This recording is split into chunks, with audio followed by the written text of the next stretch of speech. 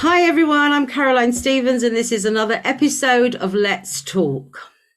Now this week I have a fantastic guest who's had an amazing career really as a very successful racing driver and whose dad had an even better career as a nightclub owner. And listen, I'm babbling on too much. So let me introduce you to Scott Stringfellow. Hi Scott. Hello, everybody, and hello, Caroline. Nice to see you. And you too. I've got all the time in the world. I've got all the time in the world. Like brilliant. Because that's what we like to do. We just like to chat away on this show, and about anything and everything and anyone and anything. So let me start really by talking to you about this book of yours. Now I know your dad had a book out a few years back, which I read, called King of Clubs.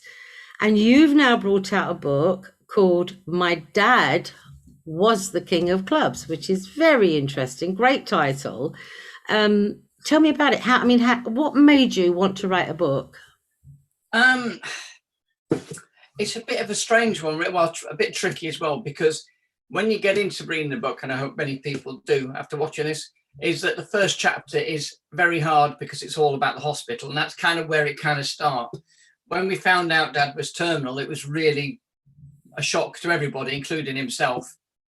And in the time of, because they said he got 6 to 18 months. Now, they were right on the money at 6 months. So they have a way of dealing with things. They're just straightforward in the hospital about how things are going to go, and then leave it up to you on what you want to tell, who you want to tell, and all that sort of stuff. And where he was, weirdly enough, the hospital he was in was 500 yards away, roughly, from where we originally lived in central London and Marylebone Road. So it was a bit weird for me and my sister when we were visiting him that our old house is literally over there from many years ago. But I'm digressing a bit. I'm good at that. No, don't worry. Digress as much as you like. Okay. Well, essentially, we got talking in there. We were talking about this, that, and the other. Then at some point in the months, you could see him start to deteriorate a little bit, which we were all warned about. And we started talking about fun things, because there was times where he was locked into the hospital. He was in and out for a while. And then there came a point where he just knew he wasn't going to be coming out for a while. And we got talking about a lot of things. We had a lot of funny stories between the pair of us, talking about way in the past, talking about the 70s and the 80s. You remember? Oh, yeah, I remember this, that, and the other. And I thought I should write this stuff down, because I remember things a little bit different to him, etc.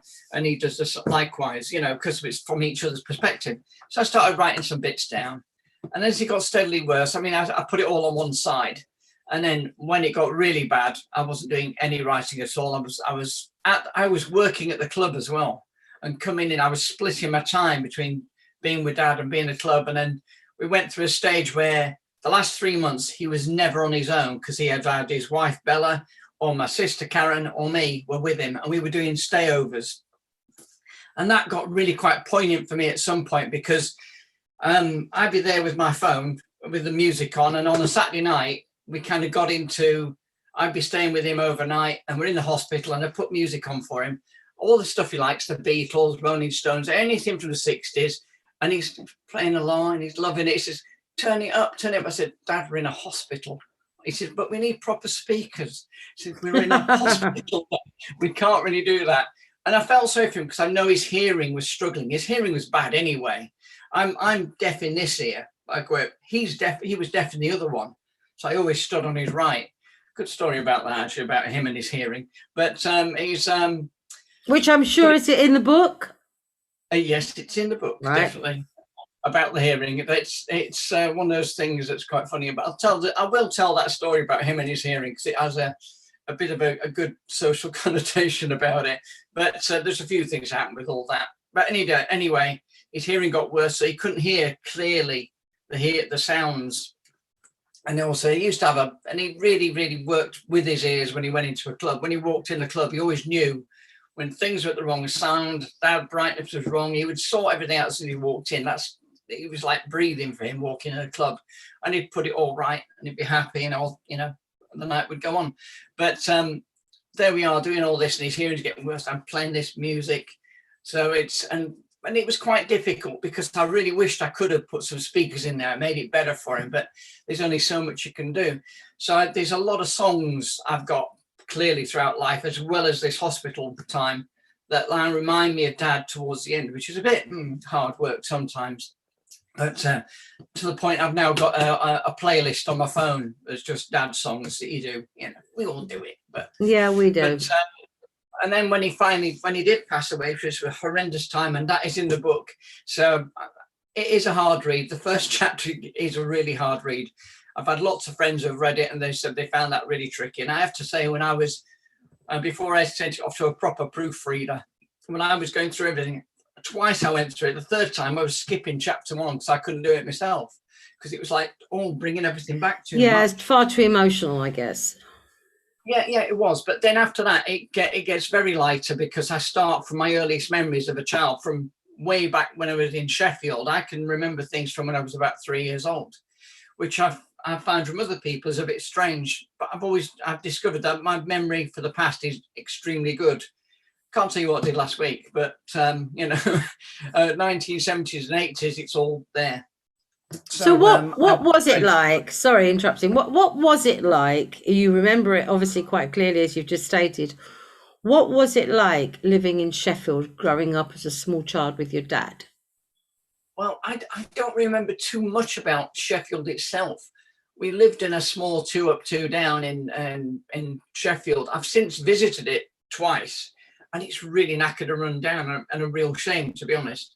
But I do remember a little bit of it. And I remember, it's in the book as well, as when I just remember Dad coming in later. He always had a suit on, and he used to fall asleep on the sofa for a bit, and I didn't know at the time, but he was working quite some silly hours, and he was traveling as well. He did a bit of traveling DJing, as well as having his own club, which he used to go and do sometimes all-nighters, because that was a thing in the late 60s, early 70s. It was.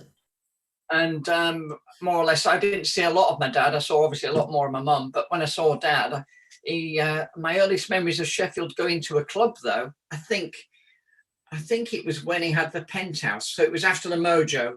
When we had the Mojo Club, which is very famous in Sheffield for itself, it was actually in a house that we lived in, and we lived above the house itself. In fact, it's not in the book, but I did actually crawl out onto the window ledge and frighten the crap out of my mum. And but there was also, and that was a time where a lot of bands from the that we now see as superstars were all starting out, like Rod Stewart and Eric Clapton and Fleetwood Mac, and they were all in different bands and doing other things, and you just don't see back then where they got to now. You can't believe that just how they started was so humble and quiet and everything, but that's how everyone starts, of course, in the big music world.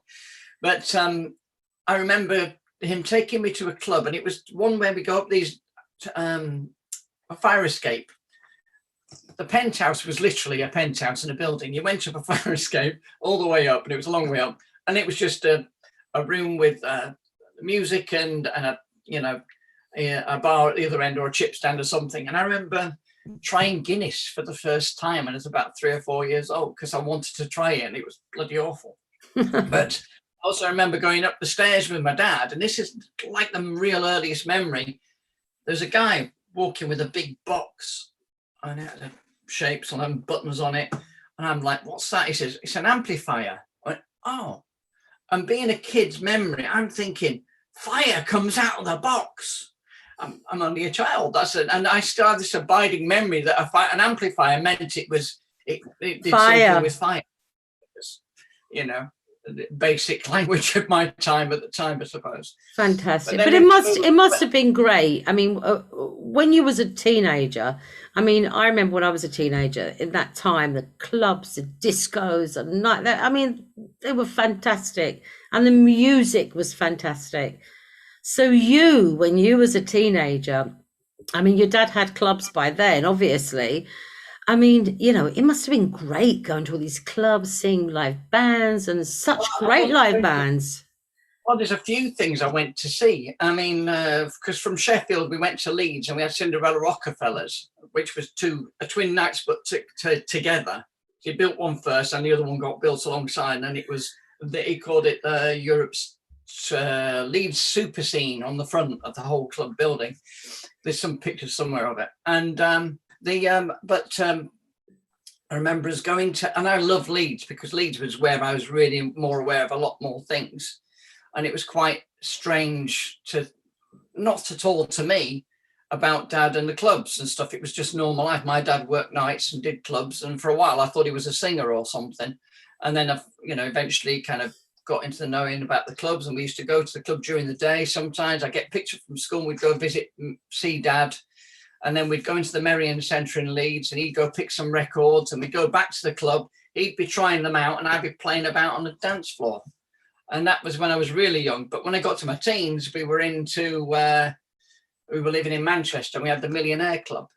And that's when at the age of 14, I'm running ahead.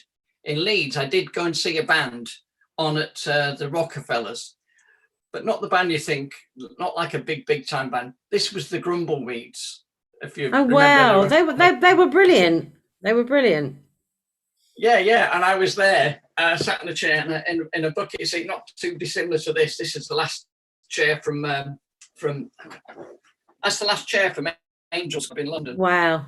I had it away, but I was sat in a chair like that, and I had my action man with me. This is when I'm about 10 years old, 9 or 10, and I had my action man with me, watching the Grumbleweeds late at night on a Saturday night.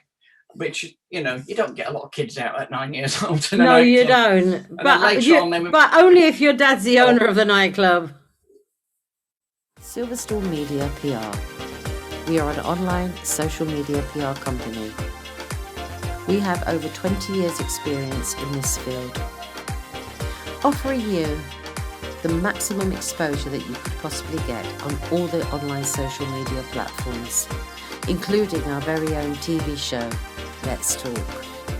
If you'd like online PR and would like to talk to one of our team, please email ssm.pr@hotmail.com or call us on 07919 954 636. And when he did in Manchester, he used to do these things. He used to have, he did them in Leeds as well, like beauty pageants and fashion shows. And we used to do things around anything around Halloween. He used to do big do's and everything. It was quite good fun. And Manchester, and one of them was a fancy dress Halloween do. And I went when I was about 14, and I went as a Japanese tourist. So I had a camera around my neck, and they penciled in a mustache, and I slicked my hair back and did something with my eyes or something. I mean, it's, you couldn't do it now. You know what? You must have such amazing memories of all those clubs. Well, there's a lot. I have to say, the book that I've written is all really about just growing up with Dad. There's a lot more family stuff. But the hard thing about writing this was trying to stay with me and my dad, because as you go through life with your family, and then at some point you do your own thing. Yeah, that's right. To keep parallel. And it's difficult, as you can see. I can go off into tangent. I had to keep stopping myself and coming back to the story. Like, right, there was a period of time when I went racing. I didn't see my parents at all for about 5 years, on and off. I was very, very rarely saw them because I was away racing cars. That's all I did, was race cars. I was incredibly lucky because my dad financed my racing career, has to be said. And in many ways, it kind of made me struggle to find sponsors for real, because once they find out who your father is, they're not really that bothered about giving you money. No, exactly. So that kind of got to me a bit later on. Bit of a hindrance. Yeah, it could open doors, but it could shut a lot as well, which is unfortunate. But and I was quite good in racing. I don't think I'm for a second Lewis Hamilton's grade F1 material, but I think I would like to have got to F3000. I'm not sure I would have got to F1, because F1 it's another world up there, and then the money's just phenomenal to be a driver and everything.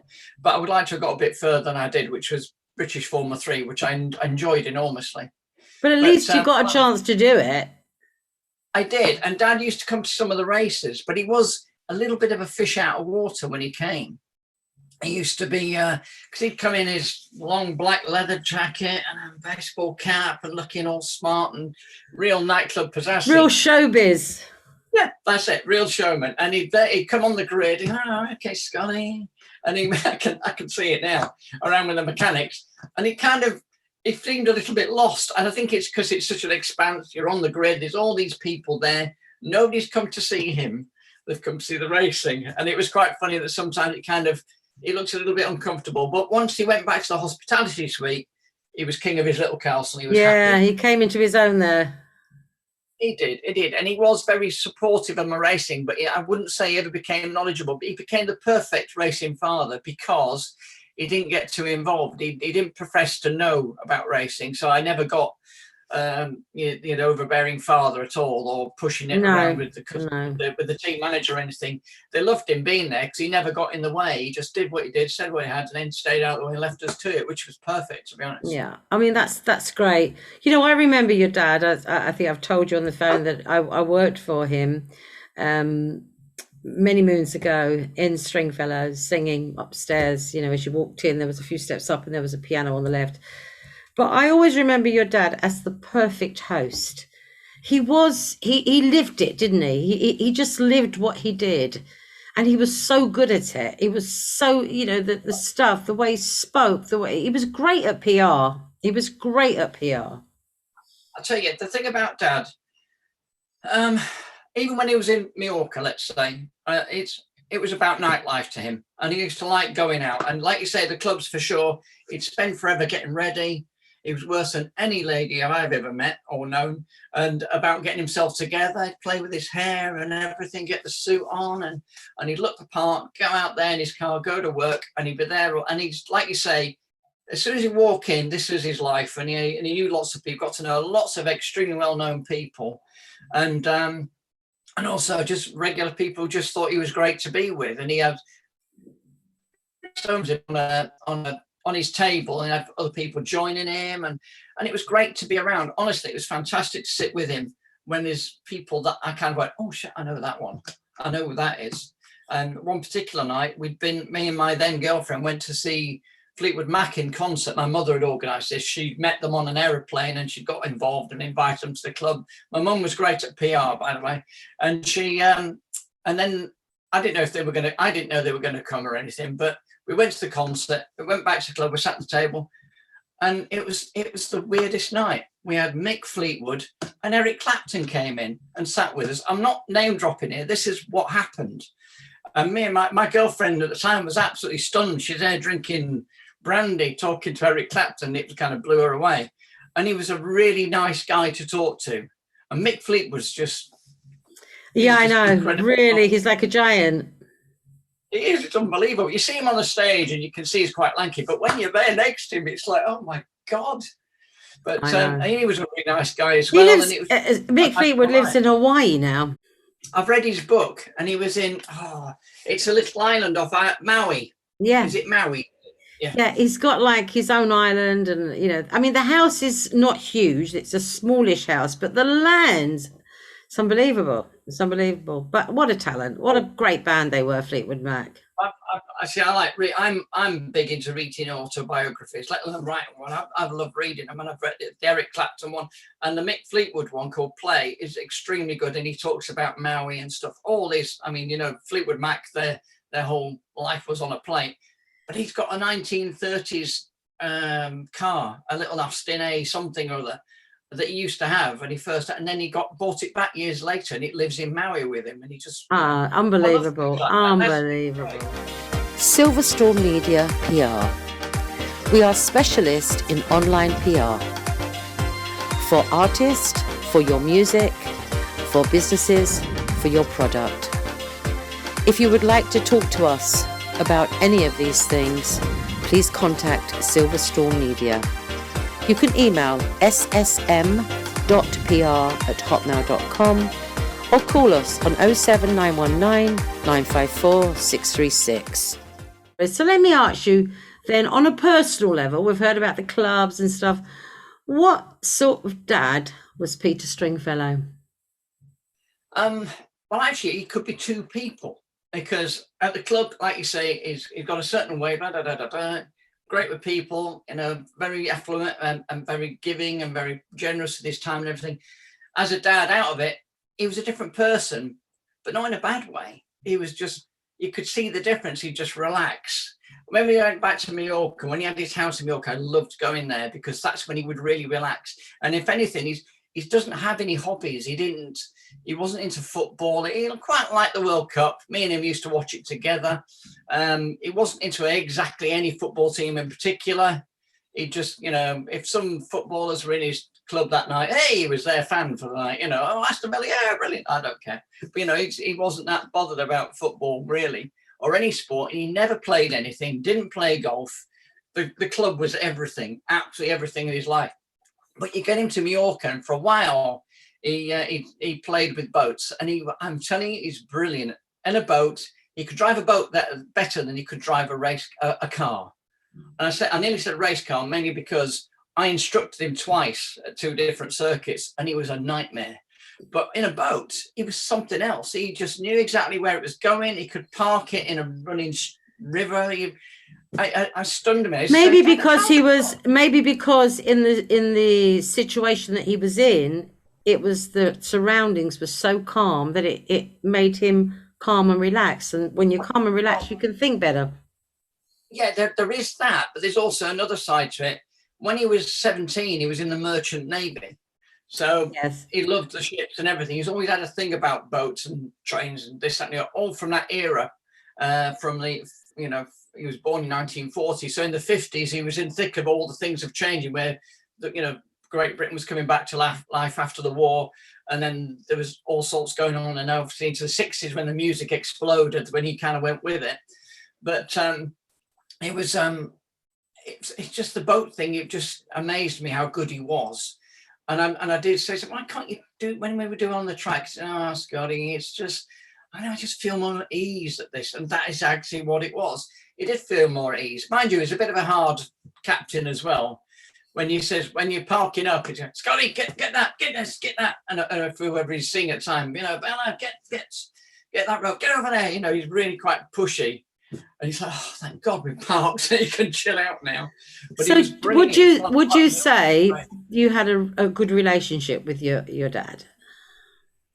Well, very good. But obviously you go through ups and downs. And I think in my teenage years, because I was off racing cars, I kind of didn't get that natural rub that you have. My son's 20 this year, and I still got a little bit of, but he's easing up now. He's coming out of the teenage thing. I don't ever remember having teenage angst. I'm sure I had. I'm sure I was a pain in the arse at some point.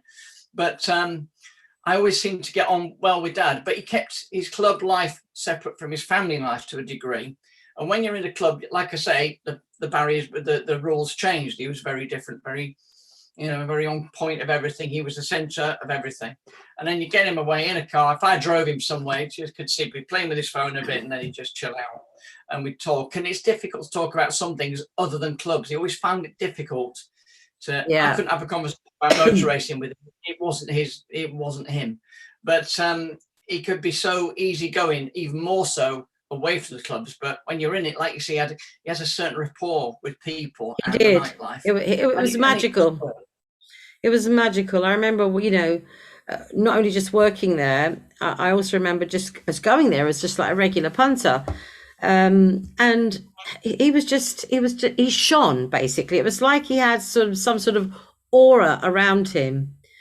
He was just so great speaking with people, making people feel welcome, and he was perfect for what he did. I mean, he was born to be king of the clubs. Yeah. Well, when I was saying in the books that we kind of do our own thing, I went off and became a racing instructor for many, many years. I saw him on and off. And like I say, we did the odd thing. We did something for television up north for a while, and he came to Donington out to instruct him. And they filmed it all. I've got the tapes, and they're just priceless. I love it now because it's another world, what he did. I'd love to get it converged onto CD, actually. But that was a great day because it kind of mixed a bit of the two. And I had to tell him to stop looking at the cameras and concentrate what he was doing. And then I was getting to something else then, kind of throw myself off the feed. But then obviously when I'm not doing that, I didn't see a lot of him. And then when I decided to stop instructing, so I got to a certain point where I thought I need to get more of a regular wage going. And I went back to work for Dad properly full time. And that was a massive change for me to get away from the racetracks. I still did safety car, British touring cars. I never let that go. And he kind of understood that. And I said, look, you don't do sports and stuff, but that's your thing. That's your thing. That's my thing. I said, I can't leave racetracks alone. I've been on a track every year since 1982. And but he's, you know, he got that and he let me get on with it. So I went working at the club, started that, and I didn't really have a role at first, but then I found one. Eventually I got to be a club director, and then things changed later on. But the end of the day, I've kind of worked with him, and I used to drive him in and out of town. Now, when he first had his first bout of cancer attack, not the first one, the later on, the one that, you know, developed somewhat, we went to I used to drive him in. They decided he couldn't drive in, so I used to go to his house, sometimes pick up his car or just stay in mine and drive him to the club, and we'd talk on the way. And it would be really nice because he'd, you know, we'd chat about this, that, and the other, sometimes about the club, something about people in the club, various things he was thinking of doing, changes perhaps. And we talked quite a bit, and that was really quite good. And I got used to, so I'd walk with him, and we'd go between the clubs, and he'd either take a cab home or his own car home before he actually took his license away, because I used to drive him in just because I could. And other times I'd just leave him to it, you know, and he'd get a car back and I'd be staying at work. But I used to hang with him quite a bit. And he'd go between both clubs, because we had one in Soho as well as one in Covent Garden. And we would travel between the two, and he'd be there. He'd usually finish his night up every time at Strings in Covent Garden, because that's been the backbone of many clubs for so many years. But it was just a different way of working with Dad, and I got to know, we got a lot more, what's the phrase? Not a phrase. No, it's becoming an adult with Dad, put it that way. Learning. Yeah, I understand. Yeah, I understand.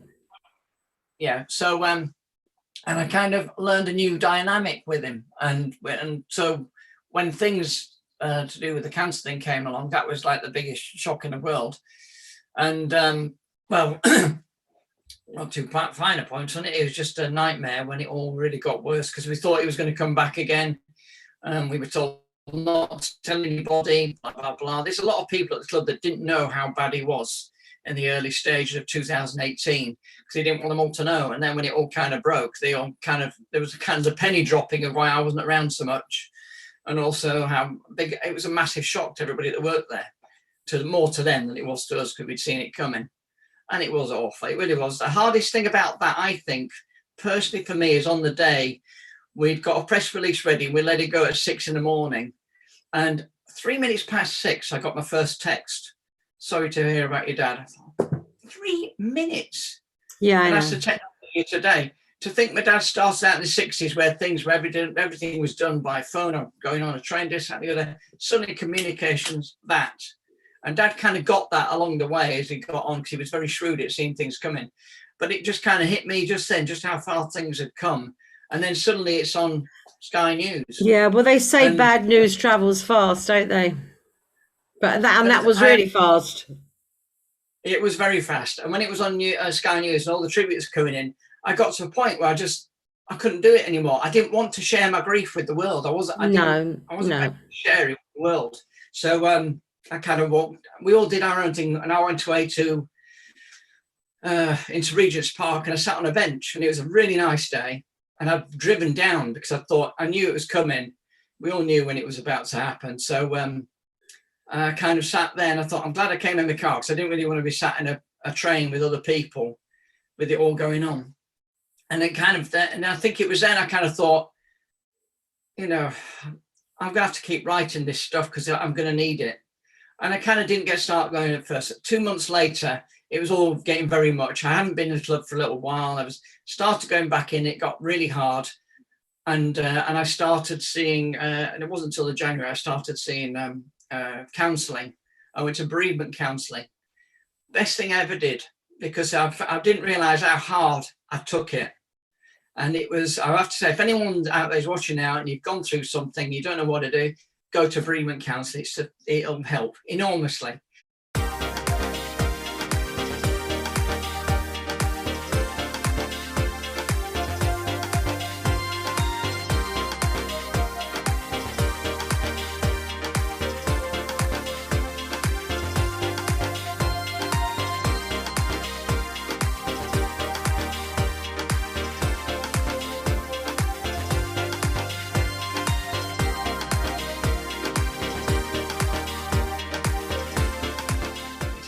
massive weight off your shoulders. Anyway, the writing then started again.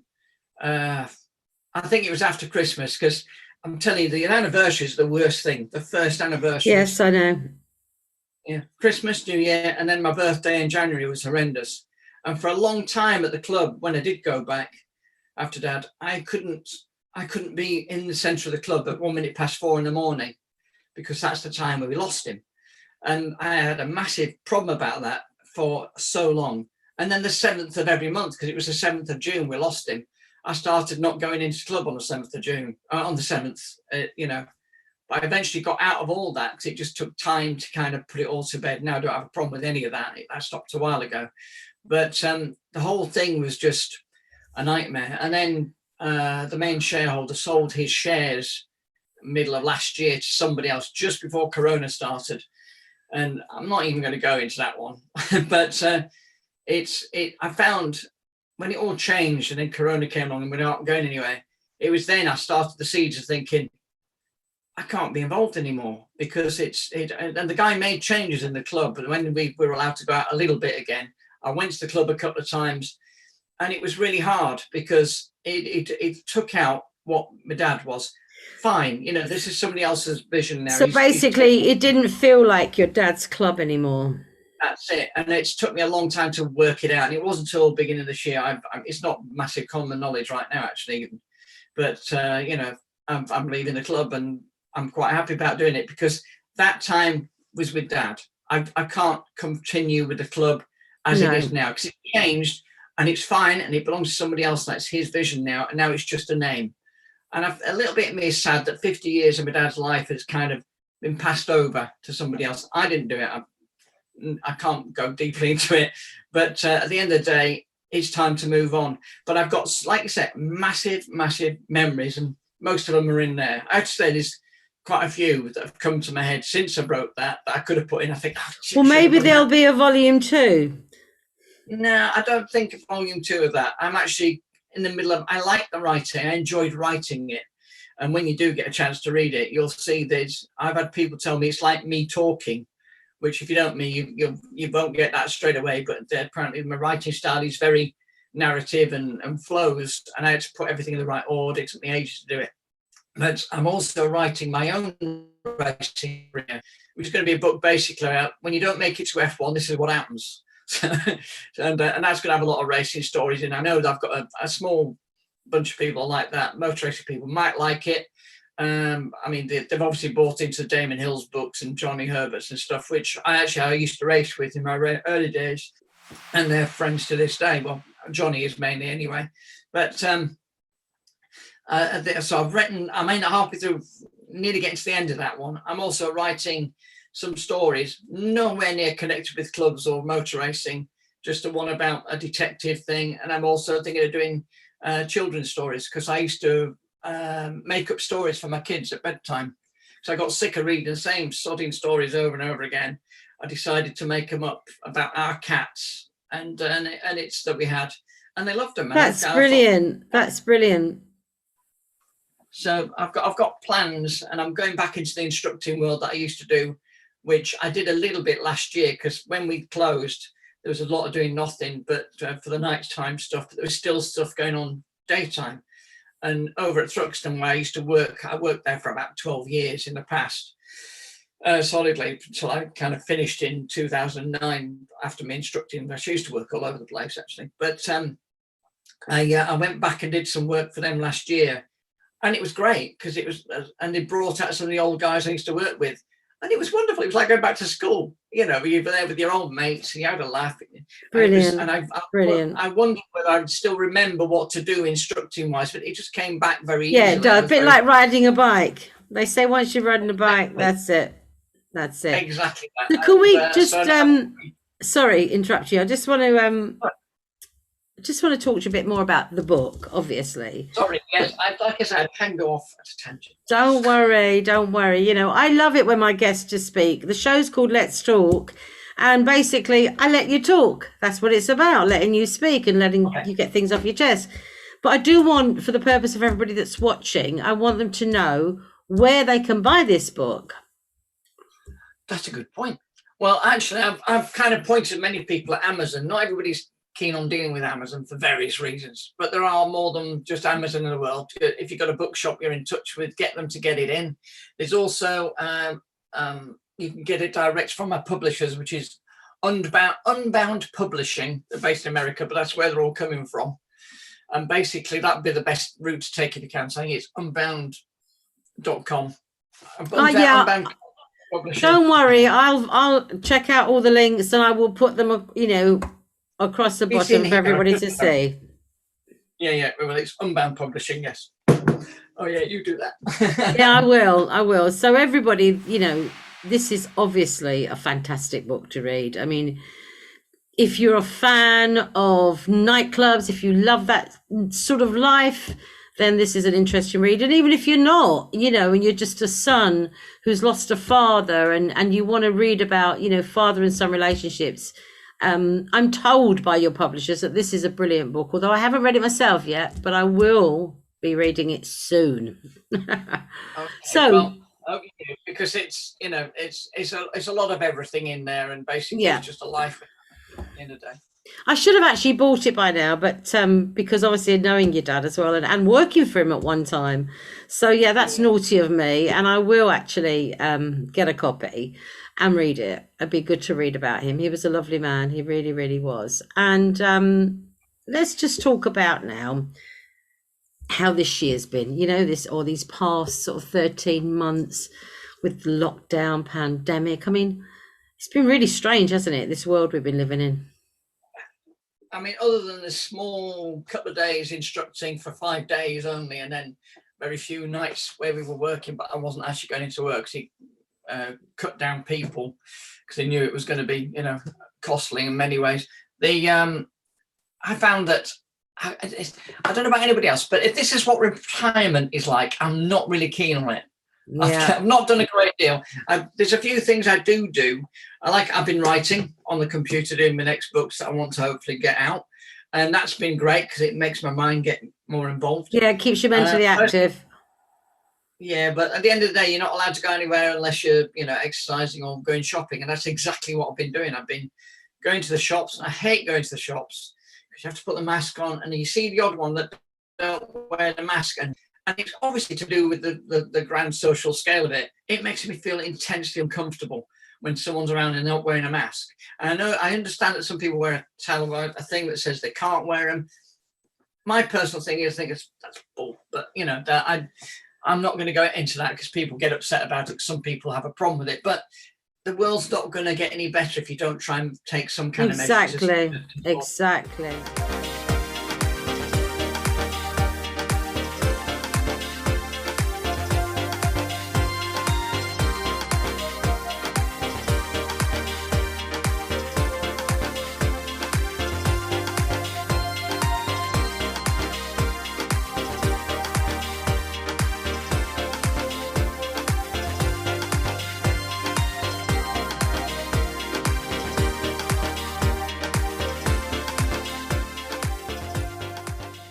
I talk to a lot of my friends, you know, and a lot of them, my friends, are actors, musicians, performers, and like, you know, what I do.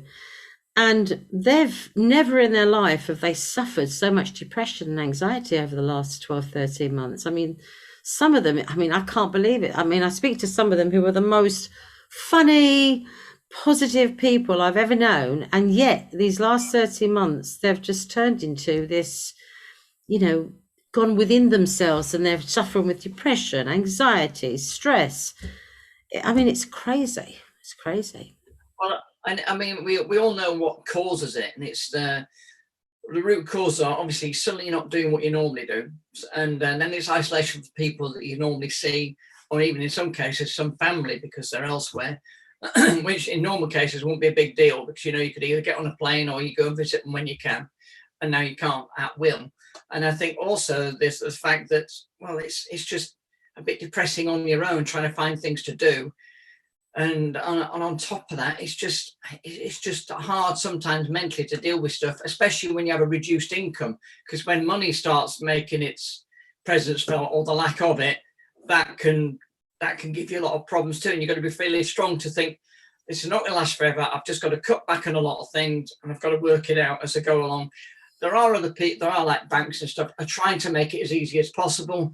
You hear sorts of horror stories of some businesses that are doing some terrible things to try and get money out their own, their own staff to take off them. I read about that the other day, and I thought, wow, that's something else. Yeah, I know that businesses, so many businesses have gone to the wall because of this, and that's because a lot of businesses are a bit hand to mouth to begin with, and others have got a little bit in reserve, but now even their reserves have gone.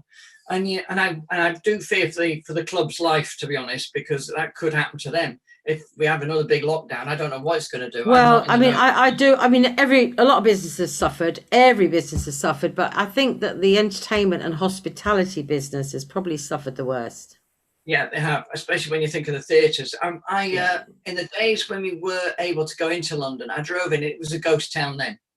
It's funny how on the outskirts it was fairly busy, but as soon as you get closer into the West End, it was a ghost town. I know. And I've spoken to people who live there now, and they said it's just like no one's around. It's just unbelievable. I know. I have cousins that live right bang in the West End, near to the Great Ormond Street Hospital, and East End. And I myself had to go there for a meeting in, I think it was June time last year, June or July time, and I couldn't believe how dead it was. And I was walking from Covent Garden to go into Leicester Square. It was about 2-3 o'clock in the afternoon, and I'd never seen this before in my life in the West End. The restaurants were open, but the waiters and the waitresses were outside, literally touting you to come in. I've never, you just get that on the Mediterranean, when all the Spaniards are outside, oh, come and have it. I've never seen that in London, and I saw that in June. I couldn't believe it. Dead, empty. It's funny when you said about that in the Mediterranean, you see that away in some places in parts of Mallorca in town, and you think it's quite endearing. You think, it's normal. Yeah, you think, and now you're going, oh my God, that's not right. Yeah, well, they don't normally do that here, do they? No, it's ridiculous, but there you go. But listen, thank God, hopefully there is light at the end of the tunnel with the vaccines and stuff like that, so are you going to have the vaccine when it's offered to you? Yeah, when it comes my way, I'm just waiting for it. My mother's had hers, she's in the 70s, and she was a bit odd about having it. I said, Mum, have it. This is like having a car. If you haven't got the right oil, let's say, but some oil is better than no oil. Exactly. To have the vaccine than not, because without it, if you get this thing, we don't know whether you'd make it. And admittedly, my mum's a bit on the older generation. Oh, my immune system, I've gone through a lot worse. No, I don't think you have. This thing kills people. Let me tell you something, Scott. In November, my brother got coronavirus, and within a very short space of time, he was dead. And I've seen firsthand what it does to people. It literally, I won't go into it, but it was horrible. Horrible. So I want everyone to have the vaccine. Right. Yeah, I do too. I think it's a no-brainer. It has to be done. My other half, my girlfriend, lives up in Manchester way, and she's in radiology in a hospital up there, and she says it is unbelievable. For people who don't believe in it all, they should go and spend a day in a bloody hospital. Absolutely. It's another world there. She's in a department where it's away from it, but she knows what's going on. Yeah. And it's just absolutely stunning. Absolutely. Well, you know what? I'm looking at my watch. We're running out of time, but you know what, Scott? I've thoroughly enjoyed talking to you and hearing stories, and I'm definitely going to get that book because I want to read more of your stories with your fabulous, lovely dad, who was a lovely guy.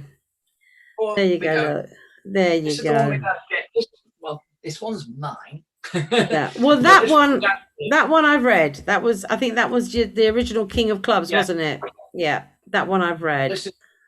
Dad signed it for me. Oh. And he's put, to my son Scott, this is my life, enjoy yours.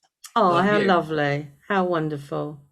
Brilliant. So it kind of that's the thing of it, we've all got to get on in life and do the right thing, do what you want. So let's see your book now. Hold your book up. So everyone, this is it. My Dad Was the King of Clubs. It's about Peter Stringfellow, written by his son Scott. And please all go and buy this book. It's a great read. It really is. I've been told it's a fantastic read, and I've been told by very reliable sources. So if you want a good read, so it won't take forever. exactly. So Scott, all that's left for me to say is thank you so much for coming on Let's Talk and talking about yourself, your life, and your wonderful dad. It's been a pleasure having you. Thank you, everybody. Thank you very much. Thanks for watching. See you next week on Let's Talk. Bye. Bye, Scott. Bye.